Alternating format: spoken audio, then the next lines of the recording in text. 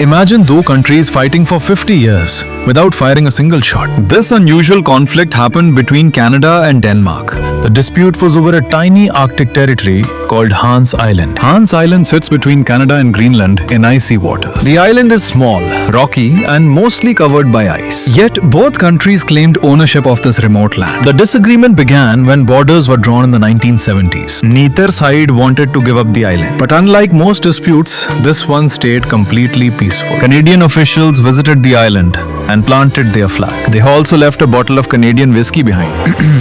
A note read, "Welcome to Canada." Soon Danish officials arrived and removed the bottle. Then they raised Denmark's flag on the island. They left a bottle of Danish schnapps instead. Their note simply said, "Welcome to Denmark." Canada returned and repeated the exact same process.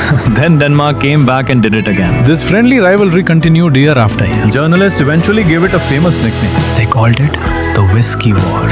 Despite the name, nobody was ever injured. No bullets were fired during the entire conflict. The battle was fought with flags and bottles. Still, the island had strategic importance. The Arctic region became increasingly valuable over time. New shipping routes could open as ice disappeared. Countries wanted influence in the Arctic's future. Yet Canada and Denmark chose diplomacy over confrontation. Negotiations continued quietly for many years. Finally, a breakthrough came in 2022. Both nations agreed to share Hans Island peacefully. The island was officially divided between the two countries. The agreement ended nearly 5 decades of dispute. Today, the Whisky War is remembered worldwide. It remains one of history's most peaceful conflicts. A war fought with respect, patience, and humor. Sometimes diplomacy achieves what wars never can. Subscribe to USA Truths for more incredible stories from around the world.